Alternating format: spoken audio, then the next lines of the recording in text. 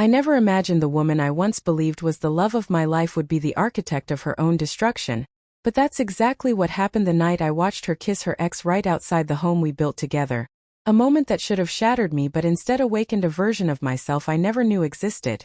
A man no longer blind to deceit. A man with nothing left to lose and everything to expose. I remember the warning signs like neon flashing in the back of my mind for months. Her sudden texting secrecy, the quiet tension when certain names popped up on her phone, her late-night walks, that conveniently coincided with my overtime shifts, and how her laughter began sounding hollow when we were alone but vibrant when she was texting. My friends saw it first, but I defended her like a fool, thinking they were paranoid, jealous, or just didn't understand our connection. Until one night, while scrolling through an old shared Google Drive folder we'd both forgotten existed, I stumbled on an auto-synced video she must have taken by accident.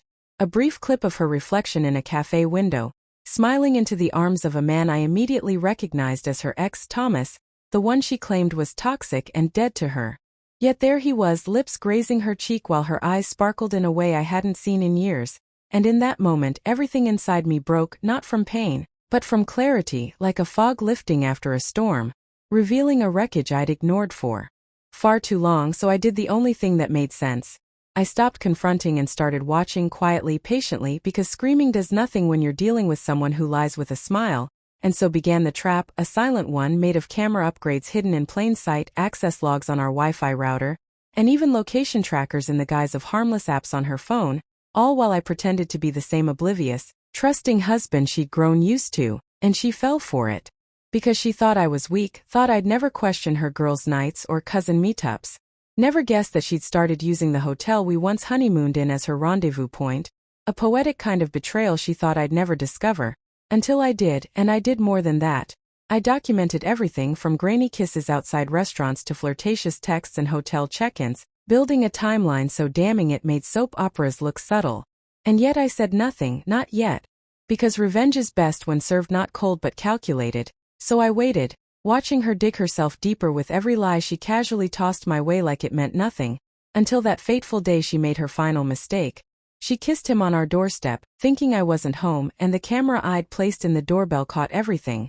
The way she laughed, leaned in, fingers laced behind his neck, lips pressed with history and fire, and when she turned, expecting to find an empty house or maybe me still trapped in the fog of love, she found only the quiet creak of the door as I opened it, phone in hand, and said nothing, not a word, just walked past her and left the door wide open. Symbolic, maybe, or maybe I just didn't care anymore.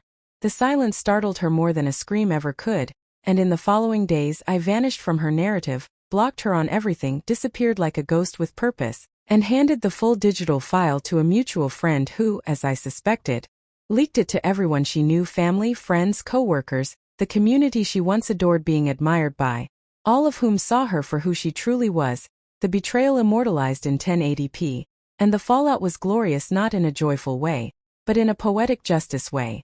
Her parents disowned her, her work suspended her, her so-called friends ghosted her, and Thomas? He bailed the second her perfect image cracked, leaving her to face the ruin she built with her own lips. And as for me, I moved cities, started fresh, turned the pain into power, and every time I looked back, not in longing, but in gratitude that I never gave her the rage she wanted, I remember that night.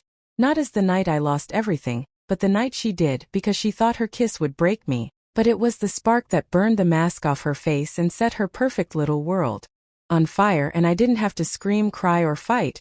I just had to walk away while she crumbled under the weight of her own lies. And that, I've learned, is the kind of revenge that lasts forever.